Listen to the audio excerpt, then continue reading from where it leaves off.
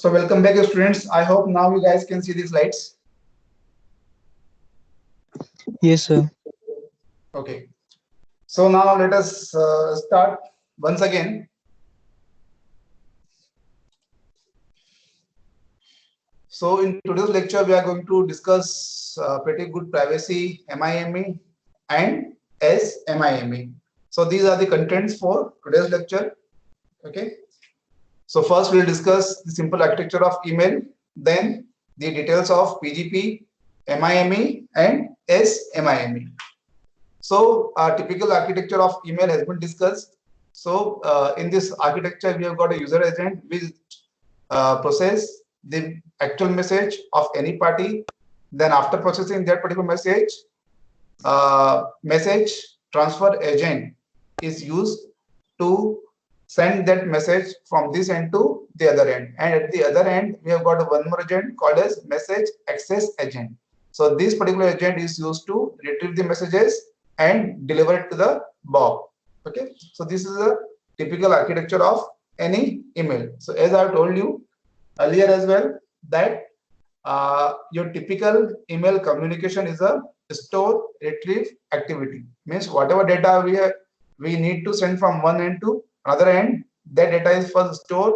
Then whenever the other party is available, then that data can be retrieved by the other party, right? So it is based upon your store retrieve mechanism. And the client program which we have got over here is based upon your push mechanism, while the program which is present at the other end is based upon your pull mechanism. So data is being pushed from here and is being pulled from the other end. Okay. So this is your typical email architecture. Now, as I have explained you earlier as well, that sending an email is an one-time activity. So that means there is no need to create a session, right? So since both the parties are not necessarily to be present for any message exchange, so because of that, there is no need to create a session in between the two parties. Okay. Now, in order to provide the securities to email, we can have cryptographic algorithms and we can have cryptographic secrets. So in email security, the sender of the message needs to include the name or identifier of the algorithms which are being used in the message. Okay, so that means whatever algorithms we are going to use to provide security in the email, we need to include those algorithms as well in the email itself. Okay, so maybe you can include the name or the identifiers of those emails or those algorithms. Okay, so this is how the cryptographic algorithms are being dealt in case of email security. So whatever algorithms you are using, make sure that we are encapsulating those algorithms or the identifiers of those algorithms inside the message itself. Then cryptographic secrets. So in email security, the encryption decryption is done using a symmetric key algorithm.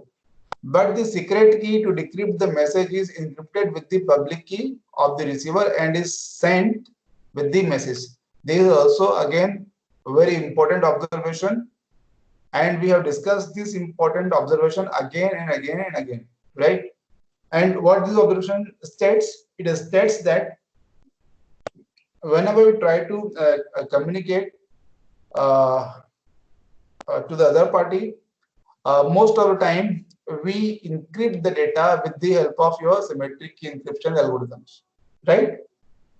And since this particular encryption do take the involvement of a secret key, so with the help of this secret key, we can perform your symmetric key encryption at the one end and encryption at the other end.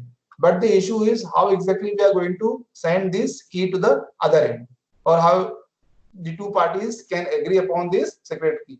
So now the exchange of this particular secret key, one party can assume a key, and then it is the job of the first party to share the secret key with the other party. So this sharing of secret key or the sending of the secret key can be done with the help of your public key cryptography.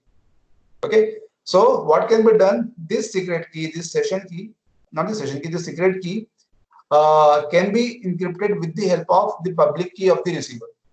Okay. So that way, what will happen? Only the receiver will be able to decrypt it.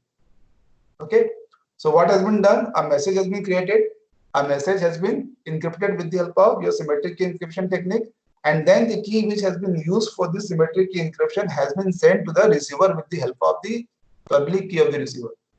Okay, so this is what can be done to maintain your cryptographic secrets in emails. Okay. Now PGP. So this is the abbreviation for your pretty good privacy. And this is an open source, freely available software package, and this package can provide the email securities. It was invented by Phil Zimmermann to provide email with privacy, integrity, and authentication. Means the securities services which can be obtained with PGP are your privacy, your integrity, and authentication. Okay, and this can be used to create a secure email messages or to store a file securely for future retrieval. So let us see how exactly this PGP functions. So these are the services which are being provided through PGP. So the services are authentication, the privacy means confidentiality, compression, then email compatibility, and segmentation. So these are the services which are being provided or which can be provided with the help of your PGP. Now there are different scenarios, so let us discuss each scenario one by one. So there can be a scenario where we have got two parties and these two parties needs to exchange the message. Okay. So if your message is a plain text and there is no security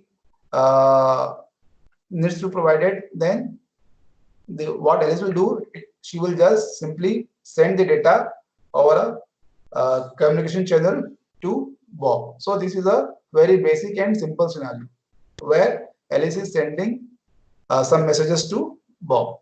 Okay. Now there can be another scenario where we need to send an authenticated message to the other party. Okay. Here the scenarios which we are talking about are the email communications. Okay. So how exactly we can provide the authentication, or how an authenticated message can be sent? An authenticated message can be sent by using the concept of your digital signatures, right? So what happens in digital signature?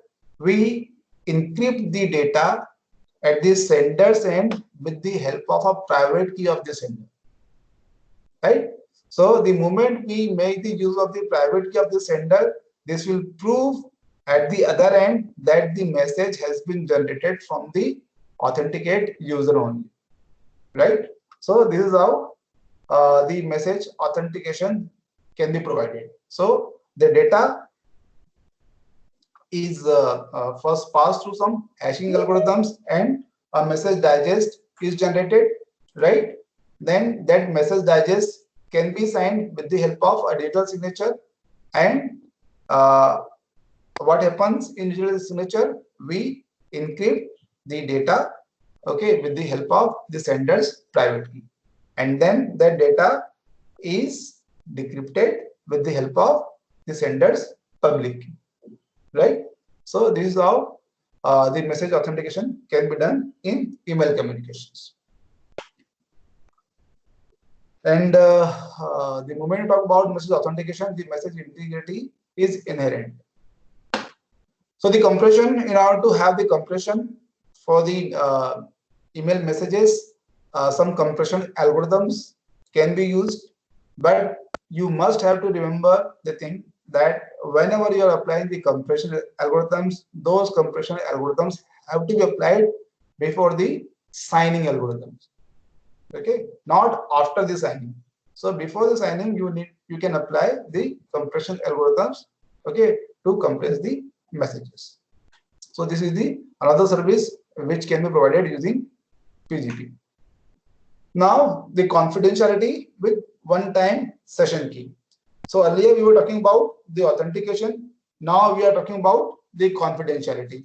So the moment we talk about confidentiality, how we can achieve this?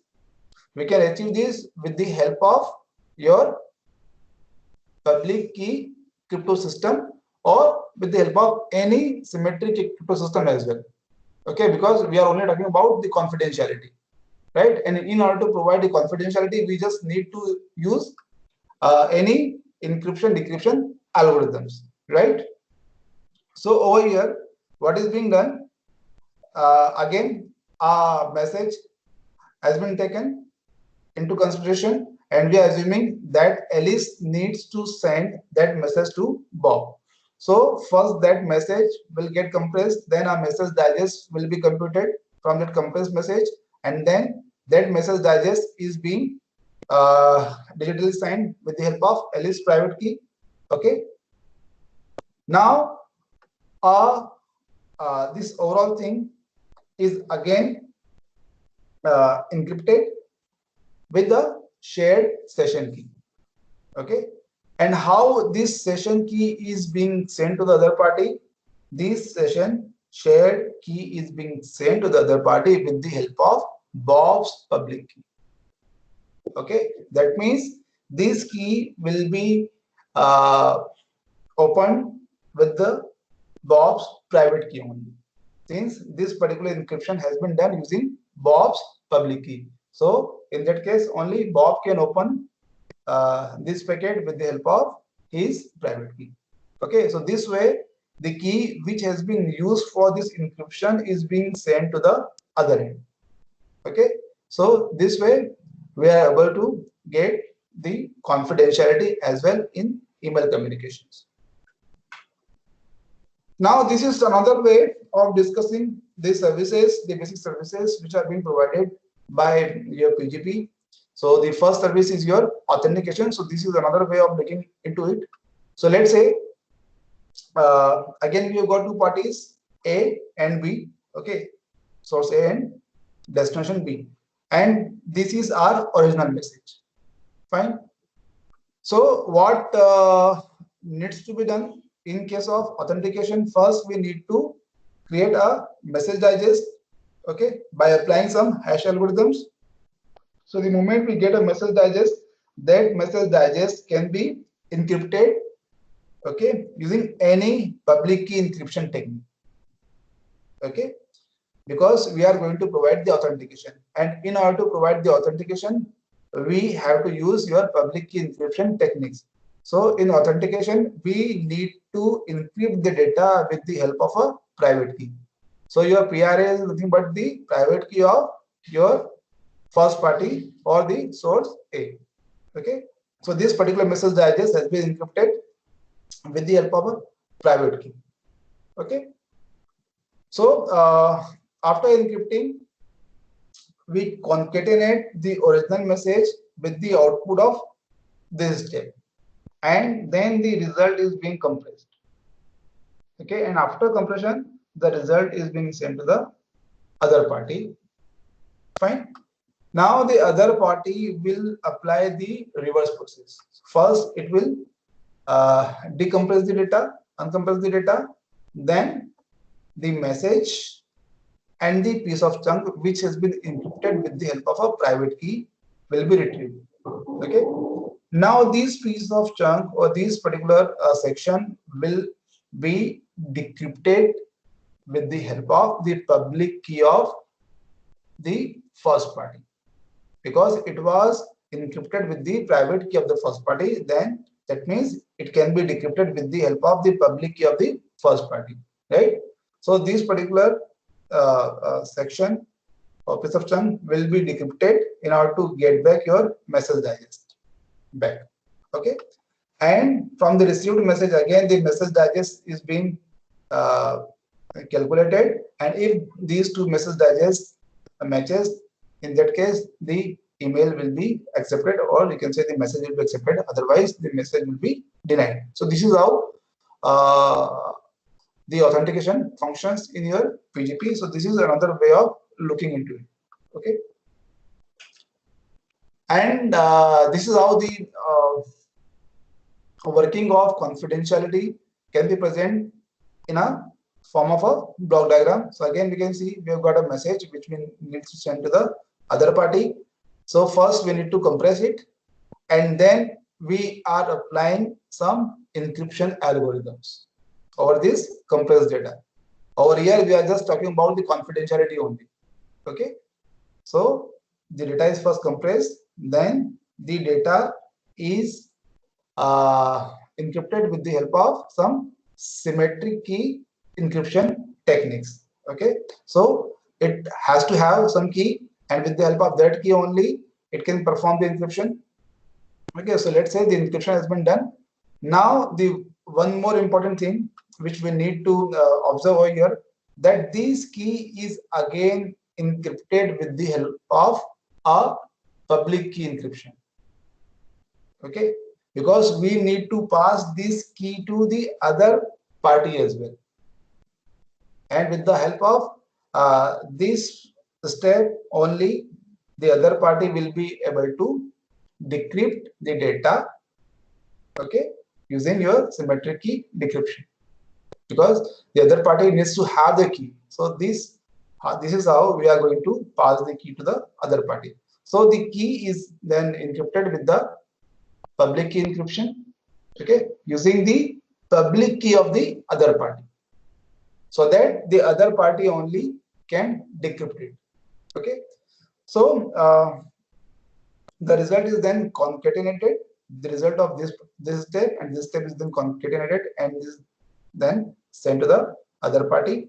And in order to retrieve the key, the decryption algorithm, public key decryption algorithms is then applied on this particular code using the private key of the receiver. Okay, so this through this we will be able to get the key which has been used for the encryption at the first place will be retrieved. Now the message is then decrypted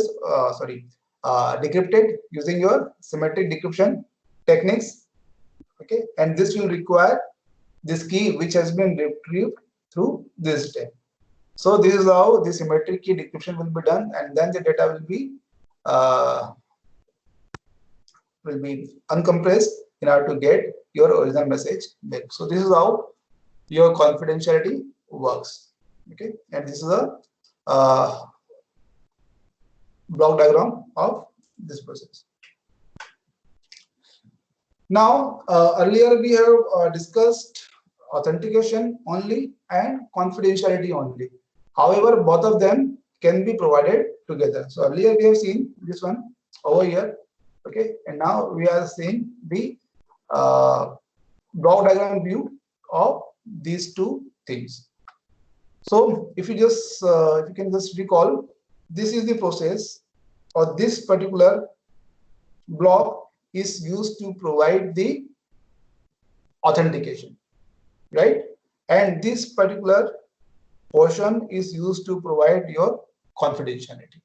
And each one of them we have discussed separately, right? So this, with the help of this portion, means by first applying the digital signature, we can ensure the authentication, and then the result of this then can be passed through the compression techniques. Then again, your symmetric encryption technique can be used to provide the confidentiality, and then the key can be passed using your public key encryption techniques to the other party, right? So over here, the public key of the other party will be used to send the key, right? Then the reverse process will be applied to get back the message. And in order to provide the in order to ensure the authentication of the received message, then the message digest will be compared. If they matches, that means the message has been generated from the authentic user only, right? So this portion will make sure that the authentication is being provided, and this portion will make sure that the confidentiality is being provided, and then the reverse process will be applied at the other end. Okay, so I hope this notion of confidentiality and authentication are pretty much clear to you. Is it clear to all of you? Yes, sir. Yes, sir. Okay, any other responses? Yes, sir. Yes, sir. Yes, Okay. sir. Okay, so that means you guys are pretty much clear how exactly we can ensure the confidentiality and authentication in PGP. So if we talk about the email compatibility, then the emails only permit the communication over your ASCII characters. So in case if you do not have ASCII characters, then we need to convert the non-ASCII characters to ASCII characters, then only the things can be communicated to the other party. So in order to have that, we use a conversion called the Radix 64 conversion. So we'll discuss this conversion in detail in the later part of this lecture. Okay. And whatever data we have compressed during the compression phase, that will be compensated in this particular conversion, because this conversion expand the data. Okay, and sometimes it can expand the data from 25% to 33%. So that will somehow compensate that compression. So segmentation and disassembly email facilities are often restricted to a maximum length. So the moment you have got bigger message size, so in that case we can break that message to smaller size messages, and then that can be communicated to the other party. Again, people are joining us. Okay. So this is the flow diagram of transmission and reception in PGP. So this is pretty much similar to the block diagram which we have just discussed. Again, we have got a let's say message, and the moment you want to have the authentication, in that case you need to use the digital signatures, right? So with the help of digital signatures, you can mention the integrity and the authentication of the messages. Then the compression will be performed. Then if you want to have the confidentiality into account, then the encryption techniques can be used, right? Then the secret key can be passed using the public key of the receiver. Then the result is converted to your Radix 64-bit data. Okay, and at the other end, just the reverse process is applied. So this is your generic transmission and reception diagram for PGP. Now the key rings. Since the encryption and decryption of data do require the use of keys, and especially when we talk about the public key algorithms, okay, the public key secrets, in order to provide the authentication, we apply digital signature algorithms, and in order to pass the keys from one end to another end, we use public key encryption techniques, okay, where the public key of the other end or the other party is being used to transfer the key, right? So in order to facilitate all these functionalities, we need to have a key rings. That means we need to have the keys of the parties to whom we intend to interact with, right? So let's say Alice has got these many private rings and these many public rings. So now the Alice can communicate with these many number of parties. Okay, and this many number of times the Alice can perform the different signatures. Okay, so this is just the collection of the keys or the data of the recipients through whom Alice can make the contact or can send the emails. Okay, so this slide is just justifying that we need to have the public key of the receivers in order to communicate with them. Okay, And since in the beginning we have discussed that whenever we are sending a message, we need to send the ID or the name of the algorithms uh, which we have used for the encryption and decryption, right? So these are the IDs of the algorithms, okay, and these are the public key algorithms, okay. So we need to send these IDs or the name of the algorithms whenever we are doing any email communication, okay. So this is a table which shows the ID of the public key algorithms. Now these are the IDs of symmetric key algorithms, okay. And these are the IDs of your hash algorithms which can be used to generate the message digest, okay. These are the IDs of your compression method which can be used to perform the compression in emails. So UZIP and ZLib are the two famous algorithms which can be used to perform the compression. Now the another important topic is your SMIME. So this is another security service which has been designed to provide the electronic mail security, okay. And the full form of this one is Secure Multipurpose Internet Mail Extension. Now this protocol is an enhancement of the Multipurpose Internet Mail Exchange protocol. So first we will discuss what is MIME. Since this one is the extension of this one, then we'll discuss this in the later part. So if you can recall, in PGP, we were just able to send the typical, or you can say the simple data. Okay, over there, we were not able to send any multimedia data, right? If you can just recall. So how exactly we can send the multimedia data as well? So this particular protocol or the method enable us to send that as well. So let's see how it functions.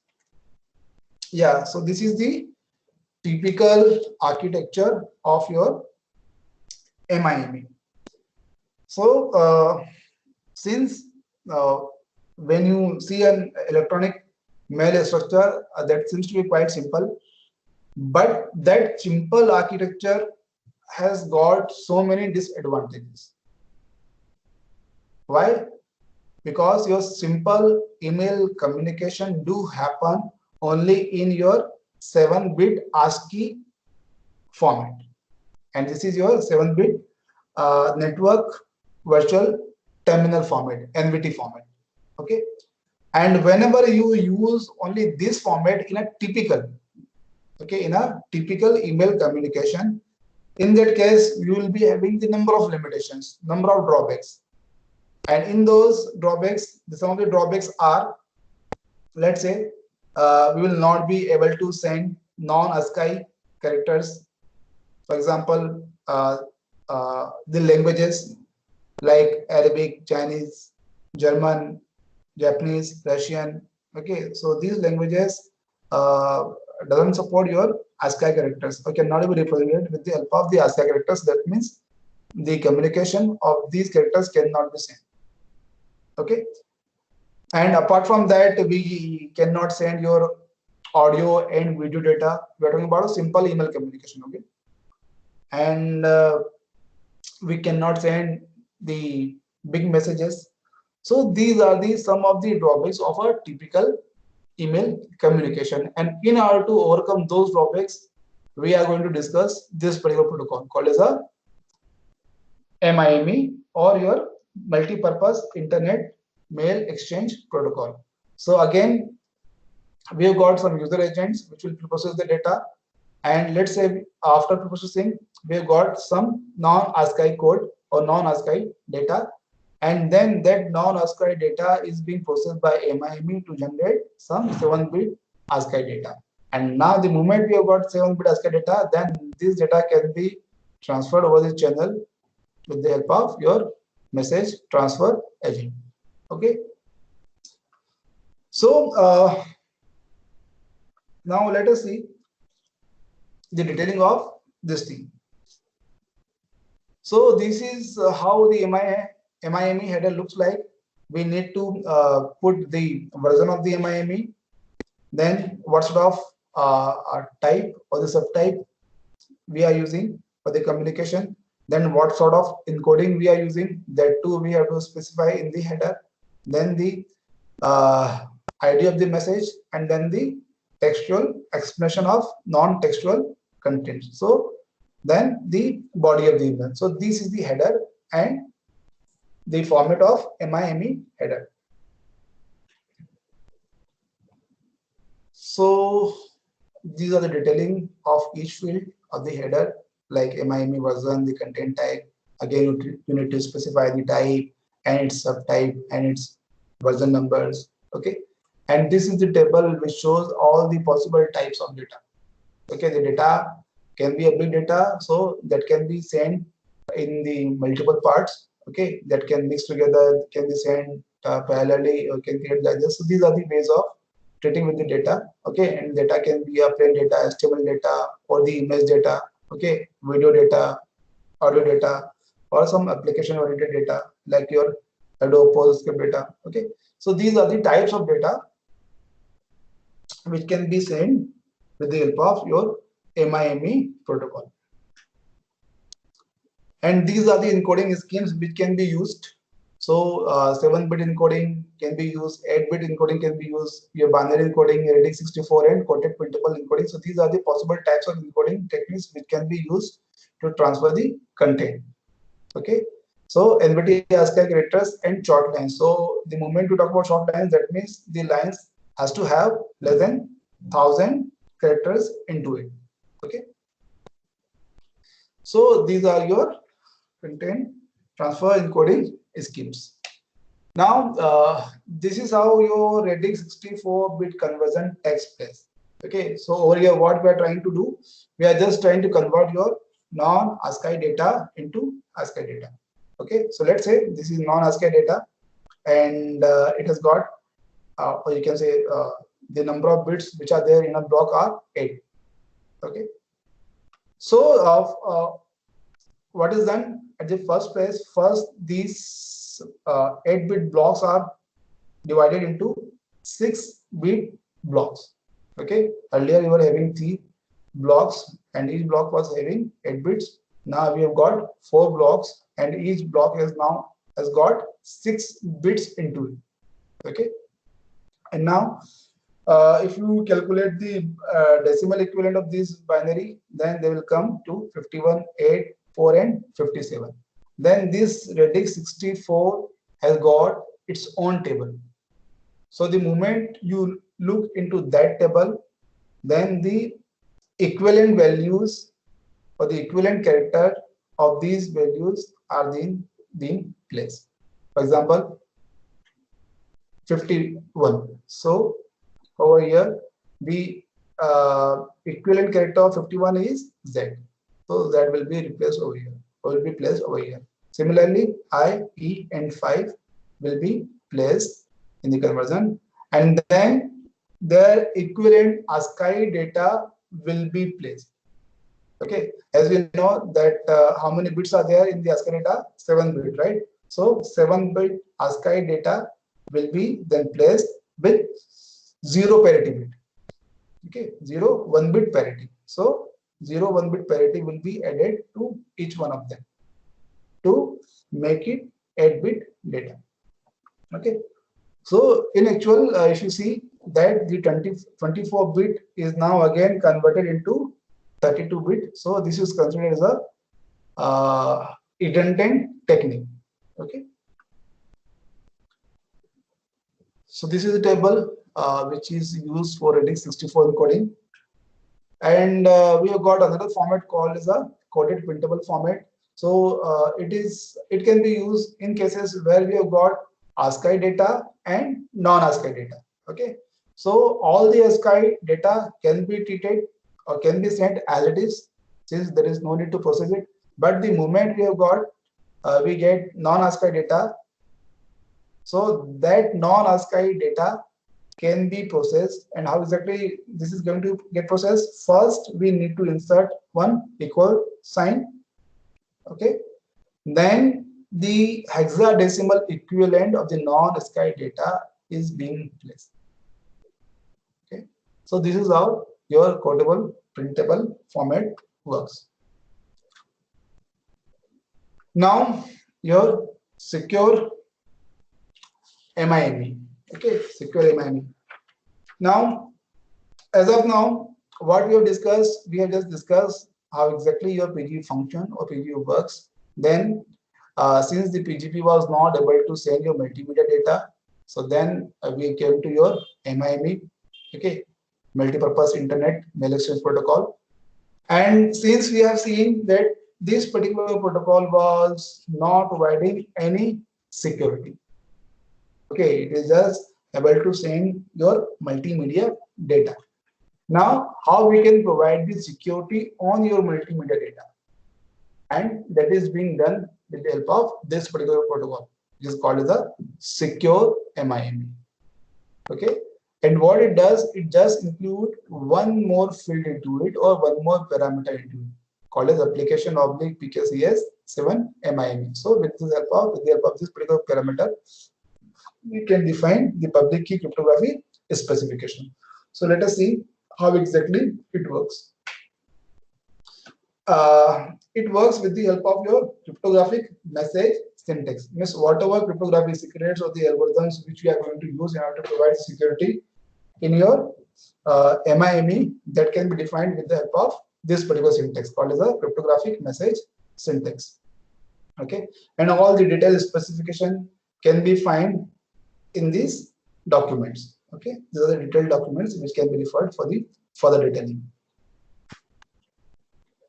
Now,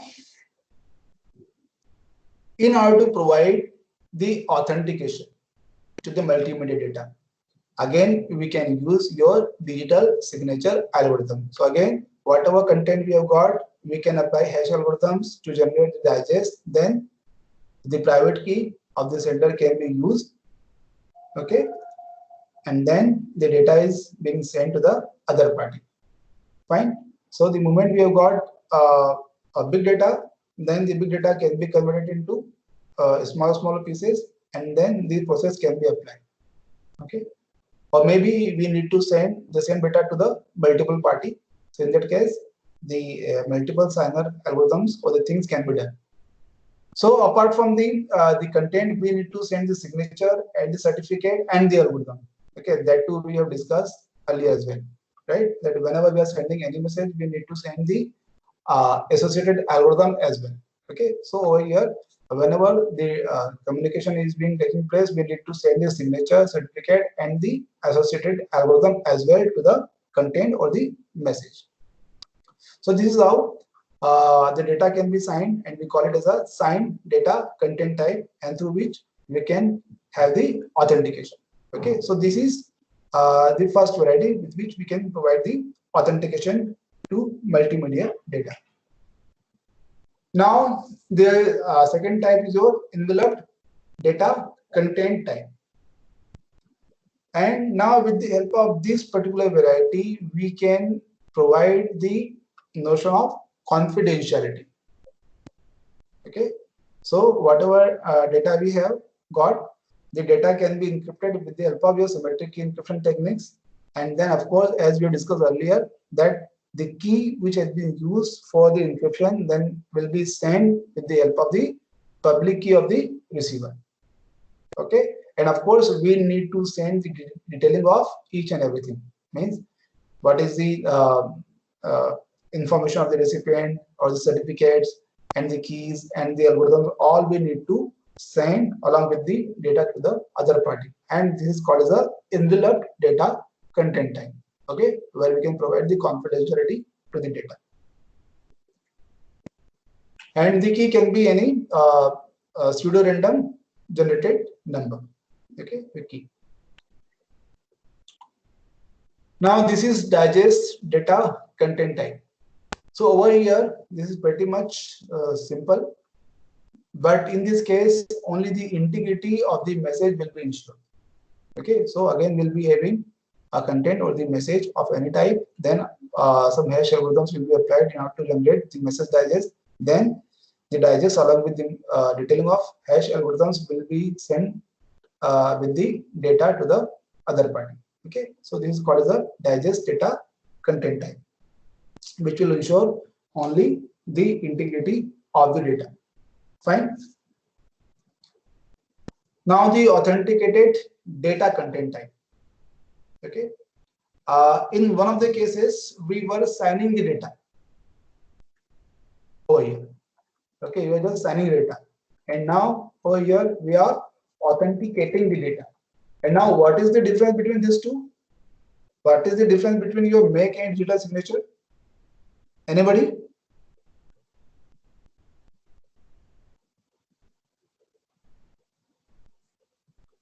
Anybody who can tell me the differences between make and your digital signature?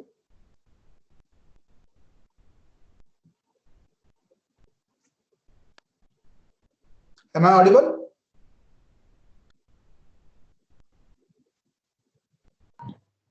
Yes, sir. Okay.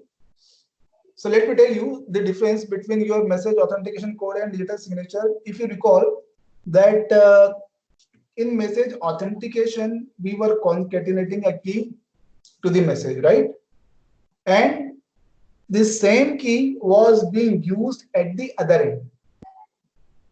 The key was same, okay, which was being added with the message digest at the first end, and at the other end, the same key was being used to ensure the authentication of the message. Okay, so in short, in message authentication code, the same key is being used by the sender and receiver. And the moment we talk about your digital signature, the keys are not same. Okay, for encryption, for signing, we use the private key, and for verifying it, we use the public key. So that is the difference. Okay, with the message authentication code, we can ensure the integrity of the message. Okay, but with the help of your digital signature, we can ensure the authentication of the user. Okay, so with the help of your digital signatures, we can make sure that your non-repudiation is being ensured. Okay, so a digital signature will ensure that nobody else will be able to send the data. It will ensure the non-repudiation. That is the basic difference between your message authentication code and digital signature. So over here, we are using message authentication code. Earlier, we are using your digital signature. Okay, so it is same as. So whatever data you will be having, with the help of make algorithms, we will generate a make, and then this make along with the data, certificates, and the algorithms will be sent to the other party. Okay, so with this, we can ensure the integrity of the data. Now, these are the cryptographic algorithms. Okay, and the moment we mention must, that means it has to be there. And the moment we mention should, so it can or cannot be. So these are the algorithms. And for example, for content encryption, we can use triple DES at the sender end, and we can again use the triple DES at the receiver. So these are the session keys, public key encryption techniques which can be used for the session key transformation or transfer, like RSA. Okay, and the sender and receiver may support Diffie element key exchange algorithms. Then the hashing algorithms which has to be there at the sender and receiver, and it has to be your SHA-1. For digital signature, DSS can be used. Okay, and they can also have RSA. And for authentication, HMAC along with SHA-1 has to be there at the receiver end. So these are the cryptographic algorithms which has to be there for SMIME. Okay, and this is example which shows the envelope data in which a small message is encrypted using triple DES. So this is quite simple. Okay, Again, all the fields have been filled. The encoding scheme is your ready64 and the attachment, and this is how the data will look like. Okay. So I hope the things are clear. If you got any doubt, then you can ask. So these things are going to use for your email communication, secure email communication. So is there any doubt?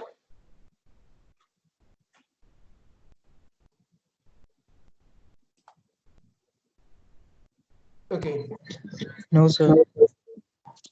Okay, so now I'll end the class. I hope you have got the concept of PGP and SMIME. So we'll meet then in the next class. Thank you, guys. Thank you, sir. Yes, sir.